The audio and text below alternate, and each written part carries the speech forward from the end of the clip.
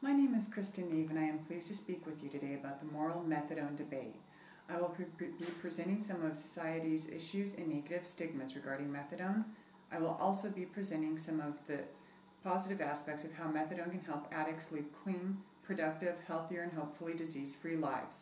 Some stay on methadone indefinitely due to terminal illness or chronic pain management. Other patients successfully wean themselves off of methadone, becoming completely clean. They are employable and able to move on and live ordinary lives.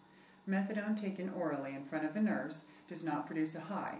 The patient is no longer an IV drug user and is released from the dangers of sharing needles with others. Those dangers include hepatitis A, B, C, HIV, and AIDS. Once stabilized on methadone, their health can be recovered, become employable, and able to rejoin families. Many communities have spoken out against new clinics in their neighborhood, which they say will bring those kind of people, along with associated problems. Yet statistics show that crime actually goes down in those areas because addicts are no longer dependent on heroin and its high cost. During outpatient treatment, the patient is dispensed methadone, attends counseling, and goes about his new daily routine. Clinics are quick to reinforce their no loitering regulation, which addresses community concerns. Are there any questions?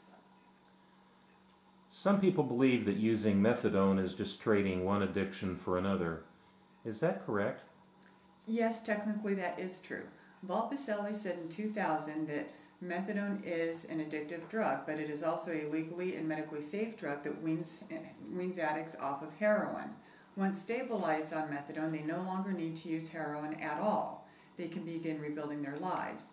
It is a legal prescription written by an MD. It is a legal, safe, disease-free alternative to IV heroin use. Are there any questions at this point? Do more men or women use heroin? This is a demographics pie chart represented statistics reported by Brooks, Cook, Davidson, and Schumann. The blue side represents male use of heroin at 52% and females reportedly at 48%. Are there any other additional questions? Can you explain how heroin, methadone, and detox actually work in the body? The brain actually produces endorphins, which are vital for survival. Natural endorphins keep the brain's receptors feeling normal. Endorphins are our body's natural painkillers. They provide pleasure and a sense of well-being. Without endorphins or heroin, these receptors are left open and exposed, leaving the addict's mind and body in terrible withdrawal. Look closely at this diagram. The center, outlined in red, shows us how our endorphins and receptors interact. In basic terms, the body's normal endorphins resides within our brain receptors, with the red arc acting as a natural cap seal, blocking other chemicals from easily entering into that area. Now examine the agonist diagram.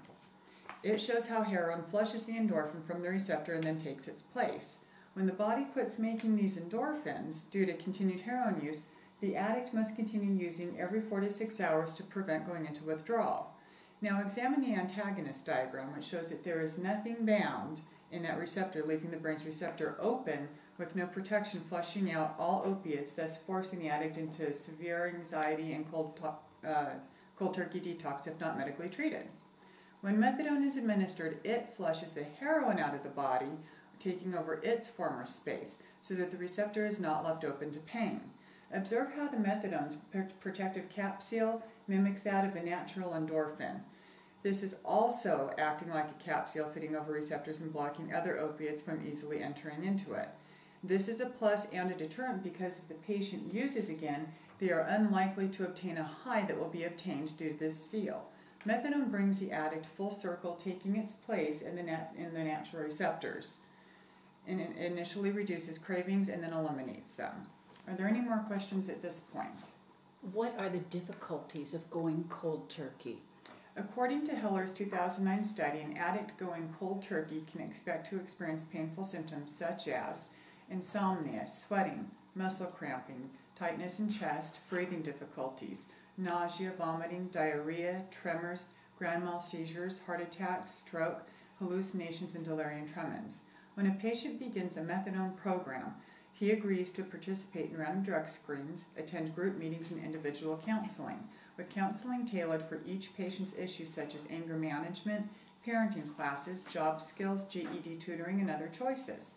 At $5 to $10 a day, Methadone costs much less than $150 a day heroin habit. Is methadone just trading one addiction for another, or is it a cost-effective answer to a most pressing societal problem in the form of substitute therapy, allowing addicts to rejoin society as productive citizens? Even if methadone were trading one addiction for another, statistics, journals, and studies go on to agree that many patients go on to continuing education up to and including college degrees. They go on to work normal jobs, function in society, rejoin families, and learn to live healthy lifestyles. Studies of methadone maintenance have shown positive outcomes for the patient, with the patient's family, less crime, and with society paying less tax dollars for addicts on welfare or in jail. A methadone patient may not be a technically clean addict, but a dead addict is not a clean addict either. Are there any final questions? Don't some of these people just choose to be addicts? Before anyone can say that these people choose this lifestyle, please examine this photograph from Heller's MD's journals. This is what heroin looks like. This is what heroin really looks like. This is not just one 13-year-old girl. She represents thousands. And addicts have told me they've started using as young as 9 years old when one of their parents started shooting them up. At the age of 9 or 13, they did not choose this. In conclusion, if left untreated in some form or fashion, heroin addiction leads to one of three places: jails, institutions, or death.